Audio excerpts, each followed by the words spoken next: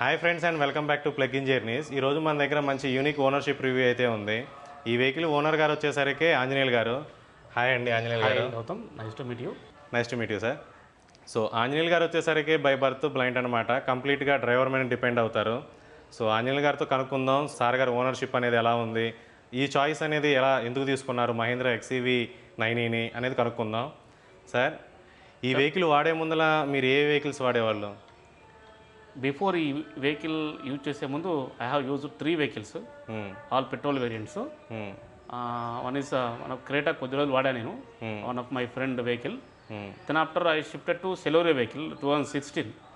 సెలోరియో వెహికల్ని నేను తీసుకున్నా కానీ ఏసీ కంఫర్ట్స్ అంత మంచిగా అనిపించలేదు. ఆ ఫస్ట్ వెహికల్ ఓన్ వెహికల్ అంటే నాకు సరే తీసుకున్నా, బాగానే తిరిగిన, ఒక 60,000 తిరిగిన.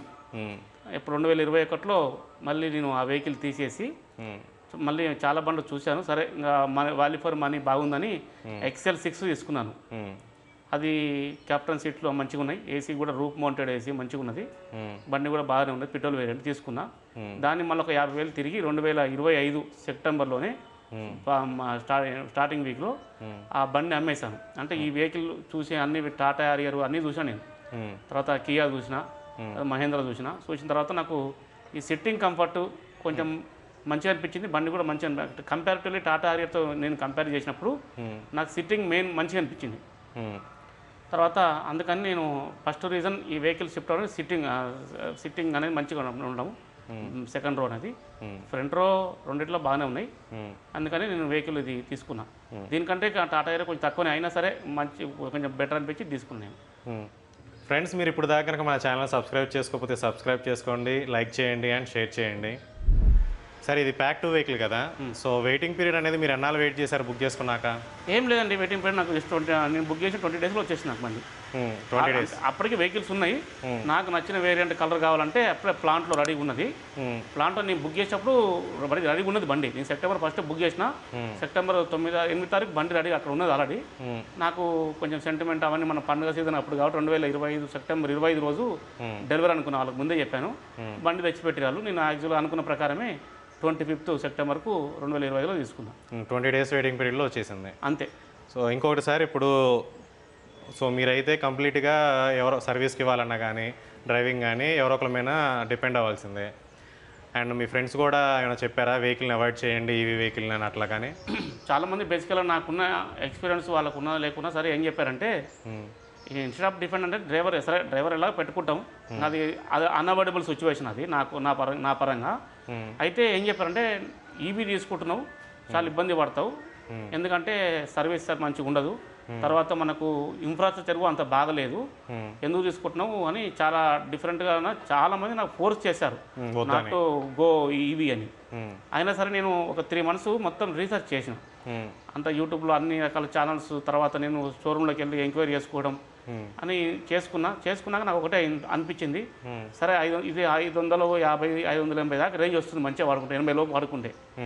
సార్ కాబట్టి నేను బేసికల్గా నేను చుట్టుపక్కల ఎక్కడ పోయినా 250 కిలోమీటర్లు పోతే 250 అప్ అండ్ డౌన్ చేస్తాను, నాకు సరిపోతుంది. సార్ దూరం పోయినప్పుడు ఛార్జింగ్ ఇన్ఫ్రాస్ట్రక్చర్ పెరుగుతుంది ఖచ్చితంగా అనే కాన్ఫిడెన్స్ నాకు ఉన్నది అందరి రివ్యూస్ చూసిన తర్వాత. సో మనం ఇంకా బ్యాక్ వేయాల్సిన అవసరం లేదు. రెండోది, అప్పటికి నా పెట్రోల్ వెహికల్ ఏంటంటే 13 ఇస్తుంది మైలేజ్. నేను బాగా తిరుగుతుంటా, నాకు ట్రిప్స్ చేయడం చాలా ఇష్టం.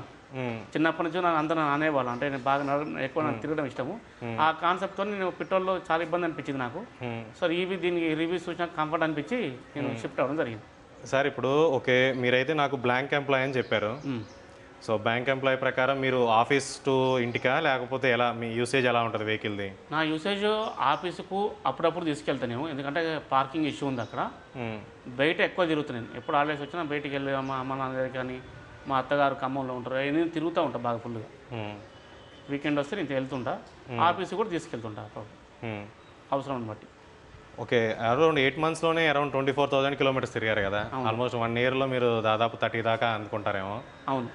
సో మీరు యూసేజ్ అయితే బాగా ఎక్కువగానే ఉంది, అది మీ పర్సనల్ పర్పస్ మీద కానీ ఆఫీస్ పర్పస్ మీద కానీ మీరు ట్రిప్స్ మీద కానీ ఎలా తిరిగినా సరే యూసేజ్ అయితే మీరు చాలా ఎక్కువగానే వాడుతున్నారు. అవును. అండ్ దాదాపు సర్వీసులు కూడా 2 అయిపోయి ఉంటాయి. సర్వీస్ ఇప్పుడు 3 అయిపోయినాయి.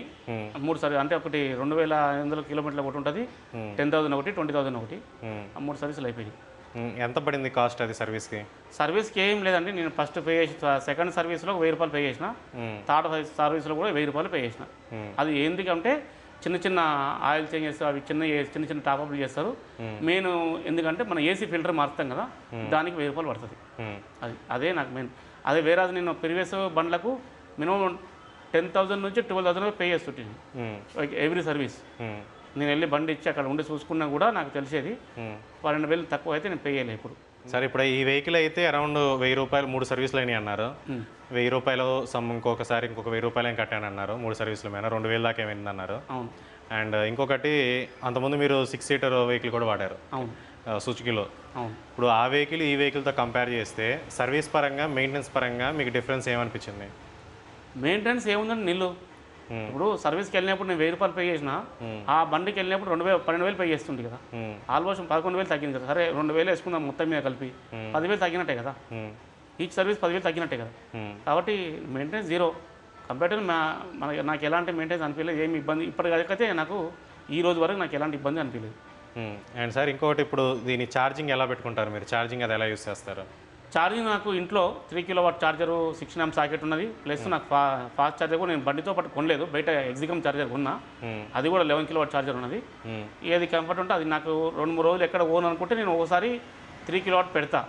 లేదు ఈరోజు ఛార్జింగ్ మొత్తం 20-10 ఉన్నది, రేపు పొద్దున ఎక్కడ వెళ్ళొచ్చు అనుకుంటే నేను అది పెట్టేస్తా. నాకు 2 యూజ్ చేస్తా, ఇబ్బంది ఏం లేదు. మన పార్కింగ్ ఇచ్చిన అదే కాబట్టి నాకు నచ్చినట్టుగా పెట్టేసుకున్నా, ఇబ్బంది ఏం లేదు నాకు. సో మీరు దాదాపు 24,000 కిలోమీటర్లు అంటే మంత్లీ యూసేజ్ కూడా బాగుంది. అదే కనుక పెట్రోల్ బండి అయితే మీకు అంతకుముందు 2 వెహికల్స్ వాడారు కదా, మంత్లీ మీ ఎక్స్పెన్స్ ఎంత ఉంటుంది? పెట్రోల్ వెహికల్ అయితే నేను మొన్న క్యాలిక్యులేషన్ చేశాను, ఈ 24,000 కిలోమీటర్లకు అప్రాక్సిమేట్గా నేను యాక్చువల్గా ఈ బండి కొనే ముందు మీకు చెప్పడం మర్చిపోయి ఇన్నోవా కూడా బుక్ చేసిన. Innova mid variant ZXi plus book చేశాను నేను. ఆ వెహికల్ ఆ వెహికల్ని మనం ఇదే అమౌంట్లో ఇప్పుడు నేను దీనికి దగ్గర 28,000 పెట్టినా, 28 లక్షలు పెట్టే కాబట్టి అదే కేటగిరీలో ఆ వెహికల్ తీసుకున్నా. నేను ఇదివరకు వాడిని XL6 తీసుకున్నా సార్, 2 కూడా పెట్రోల్ 10 నుంచి 13 వరకు ఇస్తాయి మైలేజ్ యావరేజ్గా. ఆ క్యాలిక్యులేషన్ తీసుకుంటే ఇన్నోవాకి అయితే 2 లక్షల దగ్గర 3 లక్షలు అయ్యేది ఇప్పటికీ ఈ 24,000 కిలోమీటర్లకు సర్వీసులు కలిపి. పెట్రోల్ అయితే మనకు ఓన్లీ పెట్రోల్ వరకు 2,50,000 2,60,000 అయ్యేది. సర్వీసులో 3 సర్వీసులు కాబట్టి 30,000 వేసుకుని మనకు అప్రాక్సిమేట్గా 2,90,000 వస్తుంది. అదే XL6 అయితే అప్రాక్సిమేట్గా ఈ సర్వీస్ అన్ని కలిపి అది కూడా దగ్గర 2,70,000 అయ్యేదండి. మరి దీనికి మనం పెట్టిన ఖర్చు హార్డ్లీగా ఛార్జింగ్తో కలిపి కూడా నేను మొత్తం క్యాలిక్యులేషన్ చేస్తే ఒక సర్వీస్తో కలిపి చెప్తున్నా 45,000 లెక్క అయింది అంతే. ఓ సార్, మీరు చాలా క్యాలిక్యులేషన్ చేసే వెహికల్ తీసుకున్నారు, ప్లస్ వెహికల్ తీసుకున్న తర్వాత కూడా అసలు నేను నా వెహికల్ తీసుకున్నాక నేను ఎలా వాడుతున్నాను ఏందని కూడా మంచి నాలెడ్జ్ మీద ఉన్నారు. అంతే, ఎందుకంటే ఇంట్లో ఛార్జింగ్ ఎంత పెడుతున్నా ప్లస్ బయట ఛార్జింగ్ నాకు అంతే స్టార్టింగ్ డేటా ఉంది, మన దగ్గరే ఉంది, మనం ఎప్పుడు మర్చిపోవాల్సిన అవసరం ఏం లేదు. పెట్రోల్ అయితే మనం ఎక్కడ ఎంత కొట్టిస్తే మనం మర్చిపోతాం కదా. ఇది మనకి ఏ యాప్స్ వాడుతున్నామో తెలుసు కదా, యాప్లోకి వెళ్తే ఆ డేటా ఫర్ ఎవర్ మనకు ఉంటుంది, ఆ డేటా బట్టి మనకి లెక్క కూడా ఉంటుంది. ఇంట్లో ఛార్జింగ్ కూడా నేను తీస్తే మొత్తం బిల్ వచ్చేస్తుంది కదా. అది ఇప్పుడు పెట్రోల్ బండి మనం కొనుక్కుందామంటే ఏ రోజు ఆ రోజు డబ్బులు కట్టి పెట్రోల్ బంకులు ఆయిల్ కొట్టుకోవాలా. అదే ఇంట్లో ఛార్జ్ పెట్టుకుని ఎలక్ట్రిసిటీ బిల్ అయితే మంత్లీ ఒకసారి మనకు ఆ సమస్య కూడా ఉండదు అనమాట. 3-4 వేలు వస్తుంది బిల్ నాకు ఒక బాగా వాడితే. నేను మొన్న 2,000-4,000 అంటే బండికేనా లేకపోతే మొత్తం అంతా? బండి నాకు యాక్చువల్లీ ఇంట్లో 3 మీటర్స్ ఉన్నాయి, ఒకటి రెంటెడ్ వాళ్ళకి ఇస్తాను, ఒక మీటర్ ఏమో ఫస్ట్ ఫ్లోర్, ఒక మీటర్ గ్రౌండ్ ఫ్లోర్ ఎస్పెషల్ బండి కోసం ఉంది. అంటే నేను బండి కొనక ముందు నా 3 మీటర్లు ఉన్నాయి. ఆ ఒక మీటర్ని మోటార్ దానికి ఉండేది, ఆ మోటార్ దాన్ని డైవర్ట్ చేసేసి ఓన్లీ బండికి నేను రిజర్వ్ చేశాను అనమాట. మొన్న 2,500 కిలోమీటర్లు తిరిగిన, మొన్న మే 2 నుంచి జూన్ 5 వరకు నేను కట్టిన బిల్ వచ్చేసి 3,000 రూపాయలు కట్టిన, 3,079 రూపాయలు బిల్ వచ్చిన. Okay sir, 2,500 కిలోమీటర్లకు. అది ఓన్లీ ఇంట్లో ఛార్జింగ్ అవన్నీ అంత బిల్ వచ్చింది. అండ్ సార్ ఇంకొకటి, ఇప్పుడు ఈ వెహికల్ 28,000 కిలోమీటర్స్ ఆఫీస్ పర్పస్ అయినా లేకపోతే ఏమైనా ట్రిప్స్ కూడా ఏమైనా చేశారా? ఆఫీస్ పర్పస్ వాడతా, ట్రిప్స్ నా ఓన్గా. నేను వెహికల్ ఏ కొనాను కూడా ఎట్టి పరిస్థితి కూడా నేను లేకుండా బండి ఎవరికి ఇయ్యను. మేము నా ఫ్యామిలీతోనే తిరిగిన, ఇంత తిరిగితే ఇంత మేము ఎక్కువ తిరుగుతాం బాగా. కాశీ, దీంట్లో నేను కాశీ అయోధ్య కూడా పోయించాను మొన్న ఏప్రిల్ 25 నుంచి మే 2 వరకు అయోధ్య కాశీ వెళ్ళొచ్చా. కాశీ అయోధ్య దాకా వెళ్ళొచ్చేసారు కదా, మధ్యలో ఛార్జింగ్ ఇన్ఫ్రాస్ట్రక్చర్ ఎలా ఉంది? ఛార్జింగ్ ఇన్ఫ్రాస్ట్రక్చర్ నాగ్పూర్ వరకు మనం వెనక్కి తిరిగి చూసే అవసరం ఏం లేదు. జబల్పూర్ వరకు ఒక బాగానే ఉన్నది, జబల్పూర్ దాటినా కొంచెం బాగుంది, కొంచెం ఇంకా ఇంప్రూవ్మెంట్ కావాలి. మనకి ఇక్కడ సౌత్లో ఉన్నటువంటి ఇన్ఫ్రాస్ట్రక్చర్ అక్కడ లేదు, ఓన్లీ BPCL ఛార్జరు అలాంటివన్నీ ఎక్కువ ఆధారపడాల్సి వస్తుంది, ఇంకా ఇంప్రూవ్ కావాలి మన నార్త్ ఇండియాలో. మనకి సౌత్ ఇండియాలో బాగుందంటారు. సౌత్ ఇండియాలో నెంబర్ 1 ఉంది. మనకి ఎలాంటి ఇబ్బంది లేదు. ఇప్పుడు నేను ఈ బండి తీసుకొని మన మార్చిలో తిరుపతి 3 సార్లు పోయినా. లాస్ట్లో చెప్తున్నా, లాస్ట్లో వెళ్ళినప్పుడు ఇంట్లో ఛార్జింగ్ పెట్టుకొని నేను తిరుపతి హబ్బు మనం ఈ మొబిలిటీ హబ్ ఉంది కదా, ఆడ దాకా వెళ్ళినా. ఆడికి వెళ్ళేసరికి ఛార్జింగ్ 2% ఉన్నది. ఎక్కడ మధ్యలో ఛార్జింగే పెట్టలేదు. నాకు తెలిసే పోయింది. నేను అంటే చూద్దామని టెస్టింగ్ కోసం పోయినా. 580 వచ్చింది. 500+ కిలోమీటర్స్ మీకు మైలేజ్ వచ్చింది. 80 మెయింటైన్ చేస్తూ పోయినా నాకు వచ్చింది, అంత మైలేజ్ వచ్చింది. ఆడికి వెళ్ళి ఛార్జింగ్ పెట్టుకున్నా. సో చాలా ఇంప్రెసివ్ సార్. ఫ్యామిలీతో వెళ్ళటం మీకు అది ట్రిప్స్ కూడా చూపిస్తా. అది సరే, ఇప్పుడు మీరు ఫ్యామిలీతో తిరుపతి వెళ్ళామన్నారు. ఆ రోజు అయితే మీ వెహికల్ని టెస్ట్ చేసామన్నారు. Around 570 kilometres of range వచ్చిందన్నారు.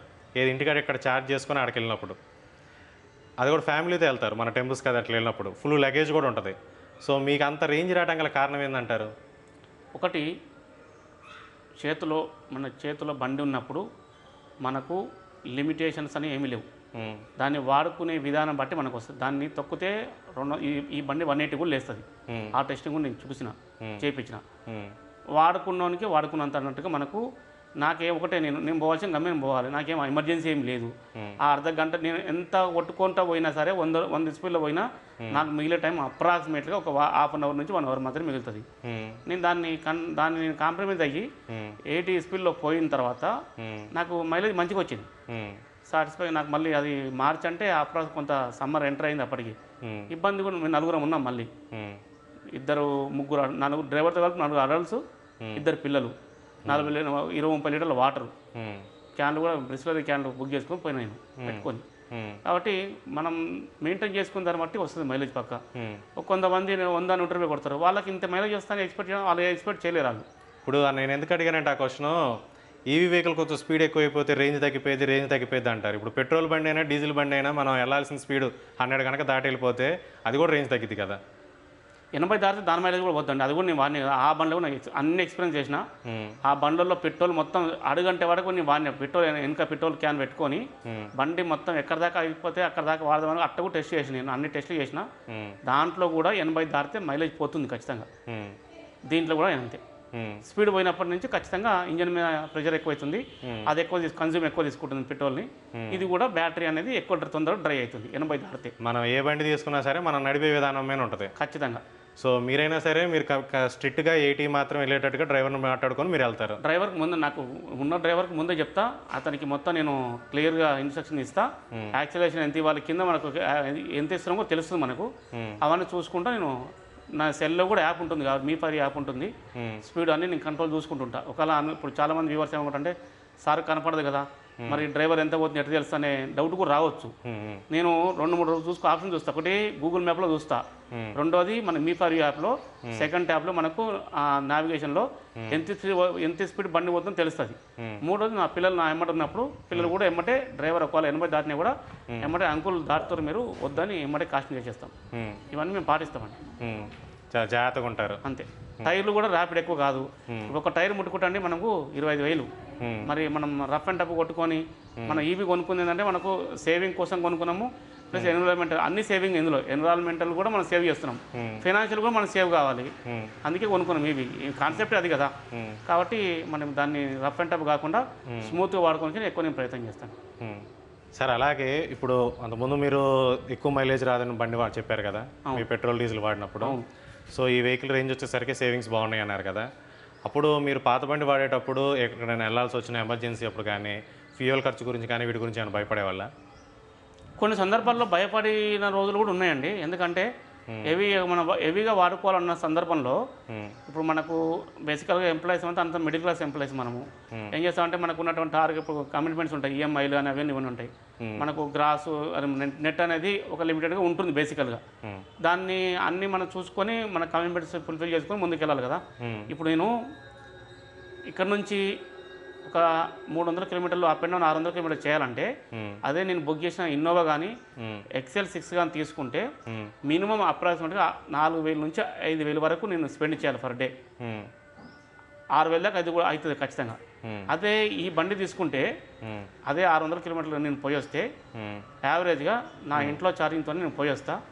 డ్రైవర్కు 1,000 రూపాయలు ఇచ్చేస్తా. అంటే మ్యాక్సిమం 2,000 రూపాయలు అయిపోతుంది. అంటే నేను 6,000 పెట్టి ఒక ట్రిప్ అయ్యే బదులు నేను ప్రతి 2,000 పెట్టుకు 6,000 నేను 3-4 ట్రిప్పులు చేయగలుగుతాను కదా. ఈవీస్ తీసుకోవడానికి భయపడే వాళ్ళకి ఏమైనా చెప్పదలుచుకుంటున్నారు ఒక మాట? కాంప్రమైజ్ ఎవరు చెప్పినా భయపడద్దు. మనము చాలామంది ఇప్పుడు మనకు చాలా లాట్ ఆఫ్ ఇన్ఫర్మేషన్ మనకు చాలా సోర్స్ అందుబాటులో ఉన్నాయి. యూట్యూబ్లో కానీ తర్వాత మనకు వేరియస్ ప్లాట్ఫామ్స్లో మనకు చాలా మెటీరియల్ అవైలబుల్ ఉంది. దాన్ని స్టడీ చేసి మీరు 1-2 months టైం తీసుకొని మీరు సాటిస్ఫై అయితే తీసుకోవచ్చు. సాటిస్ఫై అయితే ఖచ్చితంగా అవుతారు. మీ ఇన్ఫ్రాస్ట్రక్చర్ అనేది పెరుగుతుంది చాలా. నేను తీసుకున్న లాస్ట్ ఇయర్లో 20,000 వరకు ఉండేది ఛార్జింగ్ ఇన్ఫ్రాస్ట్రక్చరు. ఇప్పుడు అది 34,000 పెరిగింది. లాంగానే అది పెరుగుతూ పోతుంది కదా, తగ్గదేం తగ్గదు. ఎవరు కూడా ఏమి ఈవీ వల్ల భయపడాల్సిన అవసరం ఏం లేదు. మీ ఇంట్లో ఛార్జింగ్ కెపాసిటీ ఛార్జింగ్ పెట్టుకునే ఆప్షన్ ఉంది అనుకుంటే మీరు కళ్ళు మూసుకొని తీసుకోవచ్చు. అండ్ సార్ ఇంకొకటి, మీ డైలీ రొటీన్ ఎటువైపు ఏ ఏరియాలో పెట్టుంటుంటుంది యూసేజ్? నేను డ్యూటీ కూడా తీసుకెళ్తాను. జిల్లాలో కూడా నేను పనిచేసే గాయత్రి మన ఎల్బీనగర్ దగ్గర అక్కడ తీసుకెళ్తుంటా. తర్వాత నేను ఎక్కువ హైవే జర్నీ ఎక్కువ ఉంటుంది. ఏమైనా హైవే మీద వెళ్ళేటప్పుడు మీరు వెళ్ళే రూట్లో ఛార్జింగ్ ఇన్ఫ్రాస్ట్రక్చర్ అదంతా బాగుందా? బాగానే ఉందండి. ఇక్కడ నేను తిరిగే రూట్లలో నాకు ఇబ్బంది అస్సలు ఏం లేదు. నార్త్లో కొద్దిగా ఇబ్బంది ఉంది. నార్త్ టూర్ వేయాలంటే మనం కొంచెం చూసుకొని 1-2 సార్లు జాగ్రత్త చూసుకొని ప్లాన్ చేసుకోవాలంతే. దట్టు రేంజ్ ఇచ్చే బండి కాబట్టి ఇది నేను ప్రతి 450 కిలోమీటర్లకు అప్రాక్సిమేట్గా ఒక ఛార్జింగ్ ప్లాన్ చేస్తాను నేను. అట్లా ఏసీలు కొన్ని సందర్భాలు దొరకవు కాబట్టి నేను ఒకవేళ ఏసీ దొరకని పక్షాన 3 ఛార్జింగ్ కానీ 4 ఛార్జింగ్ కానీ ఫుల్ ఛార్జ్ పెట్టేస్తాను. 100 వరకు నేను పెట్టేస్తాను. అట్లా నేను నడిపిస్తాను. దీంట్లో నేను మొన్న కాశీ వెళ్ళినప్పుడు 6 సార్లు 7 సార్లు ఛార్జింగ్ పెట్టాను నేను. అంటే స్ప్లిట్ చేశాను. కరెక్ట్గా 400కి ఏం మెయింటైన్ చేయాలి అక్కడ. ఎందుకంటే అక్కడ మనకు కావాల్సిన ఇన్ఫ్రాస్ట్రక్చర్ లేదు కాబట్టి కొంచెం ఎప్పుడు టాప్అప్ కూడా చేశాను. ఛార్జర్ పని చేయకపోయే అవకాశం అందుకని ఆ రిస్క్ తీసుకోదని టాప్అప్ చేశాను అనమాట. నాకు ఇబ్బంది ఏమనిపించలేదు. కొంచెం పవర్ ఫ్లక్చువేషన్స్ వల్ల కొంచెం చిన్న చిన్న ఇబ్బందులు వచ్చినాయి వచ్చేటప్పుడు రిటర్న్ జర్నీలో. ఇంకా అది కామను. దాన్ని మనం బేస్ చేసుకొని మొత్తం వేస్ట్ అనడానికి ఛాన్స్ లేదు. ఇది ఇప్పుడు గ్రోయింగ్ అవుతున్నది. పెట్రోల్ ఇవన్నీ ట్రెడిషనల్గా వచ్చినాయి కాబట్టి దీన్ని కంపారిజన్ చేయకూడదు ఏది ఇన్ఫ్రాస్ట్రక్చర్ విషయంలో. అవేనా ఇప్పుడు అంతకుముందు పల్లెటూరులో మనకి ఎక్కడ బంకులు ఉండేవి కాదు. పక్కన విలేజ్కో ఎక్కడికో వెళ్ళేసి కొట్టించుకొని వచ్చేవాళ్ళు. విలేజ్ నుంచి సిటీకి వెళ్ళేసి అదే లేకపోతే క్యానుల్లో పెట్టుకునేవాళ్ళు ఇంట్లో. ఇప్పుడు ఏంటంటే ఊర్లో కూడా ప్రతి ఊరికి ఒక బంక్ వచ్చేసేసింది. అట్లానే ఇవి కూడా పెరిగే కొద్దికి పెరుగుతూ ఉంటాయి. ఇప్పుడు ఊళ్ళలోకి వెళ్తే కూడా నేను మా అత్తగారు ఇంటి ఊరికి వెళ్తుంటా. ఊరు అది రిమోట్ ఏరియా అది. అక్కడ కూడా సింగిల్ ఫేజ్ ఛార్జర్ ఉందంటే అర్థింగ్ పెట్టుకొని మనం ఛార్జింగ్ పెట్టుకోవచ్చు కంఫర్ట్గా. ఇది అంత ఈజీ. పెట్రోల్ కంటే డెడ్ ఈజీ అనమాట. నైట్ అలా ఖాళీగానే ఉంటుంది కాబట్టి నైట్ పెట్టేసుకుని వెళ్తే సరిపోయింది అంతే. డెడ్ ఈజీ అండి. కొంచెం మీరు ప్లానింగ్ ఉండాలి. నేను రిస్క్ అని చెప్పను. ప్రాపర్ ప్లానింగ్ ఉండాలి అంతే. ప్లానింగ్ ఉండి ఓపిక ఉంటే ఈవీ ఈజ్ ద బెస్ట్. ఇప్పుడు అలాగే సార్, ప్యాక్ 3 ఎందుకు చూస్ చేసుకోలేదు, ప్యాక్ 2 ఎందుకు తీసుకున్నారు? దీంట్లో కొన్ని 360 degrees కెమెరాస్ కానీ, వెంటిలేటెడ్ సీట్స్ కానీ, అండ్ కొన్ని సాఫ్ట్ టచ్ మెటీరియల్స్ కానీ, 1 touch window up and down అవన్నీ మిస్ అయినాయి కదా. మీరు దానికి బదులు ప్యాక్ 2 ఎందుకు తీసుకున్నారు? కారణం ఏంటంటే ప్యాక్ 2 వర్షన్ అనేది వాల్యూ ఫర్ మనీ. ప్యాక్ 3లో మనకు ఫీచర్సే ఉన్నాయి. బయట బాడీ యొక్క స్ట్రక్చర్ అంతా సేమే. ఆ ఫీచర్స్ వాడుకున్న వాళ్ళకి వాడుకున్నంత నా వరకు అంత నాకు అది యూస్ఫుల్ ఏమనిపించలేదు. నాకు అంత అవసరం అనిపించలేదు. యూస్ఫుల్ అనడం కంటే కూడా నాకు అది అంత అవసరం అనిపించలేదు. సో దాని ఆ మంద అమౌంట్గా పడుతుందిగా, 2-3 లక్షలు ఎక్స్ట్రా అవుతుందిగా. కాబట్టి నాకు ఇది ప్యాక్ 2 79 kilowatt నాకు వాల్యూ ఫర్ మనీ అనిపించింది. ఎటుబడి కంప్లీట్గా డ్రైవర్ మీద డిపెండ్ అవుతారు కూడా కాబట్టి అన్ని రకాల డ్రైవర్ ఉంటాడు కాబట్టి ఇబ్బంది ఏమీ లేదు నాకు. అందుకనే అంత అవసరం అనిపించలేదు నాకు. అంటే అంత మనీ స్పెండ్ చేయడం అది నాకు కరెక్ట్ అనిపించలేదు నాకు. సో ప్యాక్ 2 కూడా చాలా మంది వెయిటింగ్ ఉండాల్సి వచ్చింది. మీకు 20 daysలోనే వచ్చింది. మంచి విషయమే మీకు కూడా. టాటా కూడా హ్యారియర్ బుక్ చేసాను. టాటాలో వెయిటింగ్ పీరియడ్ నాకు 6 months చెప్పారు. అదో కారణంగా ఉంది టాటా తీసుకోవడానికి, హ్యారియర్ తీసుకోవడానికి. ప్లస్ హ్యారియర్ దీన్ని కంపారిజన్ చేసినప్పుడు సిట్టింగ్ చాలా కంఫర్ట్గా ఉంది ఇందులో. ప్లస్ వెయిటింగ్ పీరియడ్ కూడా ఇమీడియట్ బండి రెడీగా ఉన్నాయి. అందుకని తీసుకున్నాం. అలాగే సార్, మీరు సెప్టెంబర్ మంత్లో తీసుకున్నాం అన్నారు కదా. ఆ తర్వాత మనకి ఇయర్ ఎండ్లో మనకి డిస్కౌంట్స్ ఇచ్చారు. డిస్కౌంట్ అండ్ కొన్ని బెనిఫిట్స్ ఉన్నాయి. పీపీఎఫ్ కోటింగ్స్ అని అట్లా రకరకాల 2 lakhs 3 lakhs దాకా బెనిఫిట్స్ ఇచ్చారు. మీకు అంత ప్రైస్ పెట్టి తీసుకున్న తర్వాత ఇట్లాంటి బెనిఫిట్స్ ఇవ్వడం వల్ల మీరు ఏమైనా డిసప్పాయింట్ అయ్యారా? మనం ఆ రోజు తీసుకున్నప్పుడు అది లేదు. ఇప్పుడు డిస్కౌంట్ వచ్చినప్పుడు తర్వాత 9 days వచ్చింది, డిస్కౌంట్ వచ్చింది. దానికి మనం రిగ్రెట్ అవ్వాల్సిన అవసరం లేదండి. ఎప్పటిది అప్పుడే ఉంటుంది. ఏమో ఈ రోజు ఉన్న డిస్కౌంట్ రేపు ఇంకా ఎక్కువ రావచ్చు, రేపు ఇంకా తక్కువ. అది డిఫరెంట్ సినారియో సిచ్యువేషన్ కూడా. దాన్ని చూసుకొని మనం బాధపడే అవసరం లేదు. మనం తీసుకో అది లేదు కాబట్టి ఎందుకు రిగ్రెట్ అవ్వాలి? మన వెహికల్ ఎంజాయ్ చేసినాగా, మనకు కావాల్సిన వెహికల్ తీసుకున్నాం, సాటిస్ఫైడ్గా నడుస్తుంది అంతే. సార్ అలాగే ఇప్పుడు గ్లిచెస్ ఏమైనా ఫైండ్ చేశారా? ఇప్పుడు ఈ మోడల్లో కొన్ని రైన్ సెన్సింగ్ వైపర్ ఇష్యూస్ ఉన్నాయని, సౌండ్ సిస్టమ్ కానీ చిన్నపాటి డిస్ప్లే గ్లిచెస్ వస్తున్నాయని కానీ, సో మీకు అట్లాంటి ఇష్యూస్ ఏమైనా ఫైండ్ అవుట్ చేశారా? నాకైతే ఇంతవరకు అలాంటి ఇష్యూస్ ఏం రాలేదు. ప్లస్ మోరోవర్ నేను సర్వీస్ ఎవరైతే ఉన్నారో పర్సన్స్ వాళ్ళతో టచ్లో ఉంటా. ఏదైనా ఇన్షియేటివ్ ఫోన్ చేస్తా, రిజాల్వేషన్ చేసుకుంటా. కానీ నేను పెద్ద సౌండ్ విషయంలో కానీ తర్వాత ఆ సెన్సార్స్లో కానీ ఎలాంటి గ్లిచెస్ అయితే నాకేం రాలేదు మరి ఇంతవరకు. ఎక్కడేమనిపించలేదు. పెద్దగా నేను ఫేక్ చేసిన కూడా ఏం లేదు. బండిలో సస్పెన్షన్ సూపరు, నెక్స్ట్ లెవెల్ ఉంది. హైవే మీద వెళ్తే కూడా మంచిగా ఉంది, ఇబ్బంది అనిపించలేదు. డిస్ప్లేలో కూడా ఏమో పిల్లలు వాడుతాం, అందరం వాడుతున్నాము. ఎక్కడ కూడా పెద్ద ఇబ్బంది అయితే మేము ఇంతవరకు ఏం ఫేస్ చేయలేదండి. సరే సార్, అలాగే ఇప్పుడు ఈ వెహికల్లో మీకు బాగా నచ్చినవి ఏంటి కంఫర్ట్ పరంగా? వెహికల్ సస్పెన్షన్ నెక్స్ట్ లెవెల్ ఇందాక అయిపోయినట్టుగా. సౌండ్ అనేది సీమా మన స్పీకర్స్ అనేది చాలా సూపరు, చాలా బాగున్నాయి. నెక్స్ట్ ఏసీ అన్నీ కూడా మంచిగా ఉన్నాయి. మనకి ఎక్కడ కూడా రిగ్రెట్ అనేది ఏం లేదు. ఇవి తీసుకోవడం వల్ల ఇది రిగ్రెట్ అయింది అనేది ఏమీ లేదు, ఎక్కడ ఏం అనిపించలేదు. అండ్ దీంట్లో ఇప్పుడు మీరు తీసుకున్న ప్యాక్లో ఏదైనా అడిషనల్గా యాడ్ చేస్తే బాగుంటుంది అనిపించింది ఏమైనా ఉందా? అడిషనల్గా అంటే కెమెరా 360 డిగ్రీ కాకపోయినా డాష్ కెమెరా లాంటిది ఇవ్వాల్సి ఉండే, అది ఇవ్వలేదు. అది బేసిక్ థింగ్స్ ఇస్తే కొంచెం సరిపోతుండే. అంతా ఇప్పుడు 2-3 లక్షలు ఎక్స్ట్రా తీసుకొని అన్ని ఇచ్చే బదులు దీనికో 40-20 వేలు యాడ్ చేసుకొని ఇన్బిల్ట్గా కొన్ని ఇస్తే చిన్న ఇస్తే సరిపోదు. రికార్డ్ అవుతూ ఉంటుంది రోడ్ అదంతా, మన సపరేట్గా యాక్సరీస్ పెట్టుకునే పని లేకుండా రికార్డ్ అవుతూ ఉంటుంది. కొన్ని ఇస్తే సరిపోయేది. ఒక కెమెరా ఒకటి ఇచ్చేసి సీట్ కవర్లు కొన్ని సీట్లు దీంట్లో ఫ్యాబ్రిక్ ఇచ్చాడు, తర్వాత అది ఇచ్చాడు మన సీట్ కవర్. అది అది అట్లా కాకుండా ప్యూర్గా కొంచెం సాఫిస్టికేటెడ్ లెదర్ ఇస్తే సరిపోయేది. సరే ఇంకా అది ఫ్యాక్టరీ కాబట్టి మనీ తగ్గించుకొని కాస్ట్ కటింగ్లో అది మనకి ఇవ్వలేదు. ఓకే, కెమెరా చిన్న పెట్టి సరిపోయేది, మరి ఓవర్ కాకపోయినా. Okay sir. సార్ ఇప్పుడు అలాగే నాకు మీరు ఫోన్లో మాట్లాడేటప్పుడు ఈ వెహికల్కి యాక్సిడెంట్ అయిందన్నారు కదా, అది దాని గురించి చెప్తారా? యాక్చువల్గా నేను ఇందాక చెప్పినట్టు మనం కంట్రోల్ అనేది ఉంటే ఎంత బెనిఫిట్ అనే దానికి నేను చెప్తున్నా. నేను రాజమండ్రి పోయిన 2025 డిసెంబర్లో సైట్ సీయింగ్ మన మారేడుమల్లి అవన్నీ చూసుకుంటూ రాజమండ్రి పాపికొండ చూసుకొని రిటర్న్ జర్నీ 10 గంటలకు నేను రాజమండ్రి నుంచి బయలుదేరిన నైట్ 15 డిసెంబర్ రోజు. బయలుదేరితే కలపరు టోల్గేట్ దగ్గర వచ్చేసరికి ఏమైందంటే మా సొంత బామర్ది ఏం అలసిపోయింది కూడా ఏం లేదు. సో ముందల మన టోల్గేట్ క్రాస్ చేస్తున్న క్షణంలో చేసినామంటే ఆర్టీఓ ముందు వెహికల్ని మన బొలోరో డీసీని ఆపాడు. వాడు సైడ్ తీసుకుంటున్న క్రమంలో మనం వెళ్ళి అతనికి 40 స్పీడ్లో తగిలించడం జరిగింది. తగిలించిన క్రమంలో ఈ ముందు ఫ్రంట్ పోర్షన్ డ్యామేజ్ అయింది. ఆ డ్యామేజ్ అవుతున్న క్రమంలో యాక్సిడెంట్ అయితే ఇక్కడ చిన్న సందర్భం ఏంటంటే ఇమ్మీడియట్గా మహీంద్రా వాళ్ళు ఫోన్ చేశారు నాకు. నేను లైట్ నాకు నిద్ర వస్తున్నది, వాళ్ళు ఫోన్ చేస్తే నాకు అర్థమవుతుంది బండి యాక్సిడెంట్ అయిందనేది. అంతవరకు నాకు యాక్సిడెంట్ అయిందని నాకు అర్థం కావట్లేదు. సరే తర్వాత 1 or 2 seconds అర్థం అయ్యేదేమో అంటే ప్రైమరీగా వాళ్ళ ఫోను డైరెక్ట్గా యాక్సిడెంట్ అవ్వగానే ఫోన్ కాల్ అయితేనే ఫోన్ చేశారండి వాళ్ళు. సరే ఇట్లా మీకు యాక్సిడెంట్ అయింది బండి, సో అందరూ సేఫ్ అయినా అని వాళ్ళు అడిగారు. నేను మా మెసేజ్ కొంచెం చిన్న లైట్ కింద పడుకుంది ఫ్లోర్ మీద, ఆమె చిన్న ఇంజూరీ అయింది ముక్కుకు, అది తప్ప పెద్ద ఎవరికి ఏం కాలేదు. ఎయిర్ బ్యాగ్స్ ముందు 2 ఎయిర్ బ్యాగ్స్ ఓపెన్ అయినాయి. అయితే ఇక్కడ నేను మహీంద్రా వాళ్ళు నాకు ఇచ్చిన సర్వీస్ ఒక 1.5 hourలో టోయింగ్ వెహికల్ తెచ్చారు. అరౌండ్ 1 గంట 2 గంటల ప్రాంతంలో నైటు టోయింగ్ వెహికల్ తీసుకొచ్చి నియర్ బై మన విజయవాడ ఆటోమోటివ్కు తీసుకెళ్లారు. ఎలికపాడికి తీసుకెళ్తే అక్కడ మొత్తం ప్రాసెస్ స్టార్టింగ్ నుంచి ఎండింగ్ నా చేతికి వెహికల్ వచ్చే వరకు అప్రాక్సిమేట్గా మనకు 2 months టైం పట్టిందండి. ఈ 2 months టైంలో సర్వేరు వాళ్ళు యాక్వలో ఇన్సూరెన్స్ తీసుకున్నాను నేను. అక్కడ వాళ్ళ సర్వేరు ఎక్స్టర్నల్ సర్వేరు అతని సమస్య అతను డిలే చేయడం కావచ్చు, కొద్దిగా పార్ట్స్ రావడం కావచ్చు, ఫిట్టింగు మధ్యలో వచ్చిన కొన్ని హాలిడేస్ January 26 అట్లా కొన్ని హాలిడేస్ వచ్చినాయి. ఇవన్నీ మనము 2 నెలలు అంటే పెద్ద హారబుల్ టైం అయితే ఏం కాదని అంట. యాక్సిడెంట్ వెహికల్ అంటే ఒక 2-3 నెలలు పడుతుంది సహజంగా, మీరైతే ఓకే అంటారా? 45 days నాకు ఇచ్చారండి బండి అప్రాక్సిమేట్గా. అది 1 monthలోనే అయిపోవాల్సింది. ఈ 10-15 రోజులు ఏంటంటే మనకు హాలిడేస్ అవి చిన్న డిస్టర్బెన్స్ వచ్చి అయింది తప్ప అది చాలా ఫాస్ట్గానే అయిందని అంటే. దట్ నేను హైదరాబాద్లో ఉండి నేను అక్కడ వాళ్ళని ఫాలోఅప్ చేసి నేను పని చేయించాను. నేను నాకు లైవ్ టు లైవ్ వాళ్ళు మొత్తం గ్రూప్ క్రియేట్ చేసి ఎవ్రీడే ఏమవుతుందో వీడియోస్ ఫొటోస్ అన్నీ పెట్టేవాళ్ళు. నాకు అనుకున్న లెవెల్లోనే బండి ఇచ్చారు. వాళ్ళు ఏదైతే చెప్పారో దానికి ఒక 4-5 days అటు ఇచ్చారు బండి నాకు.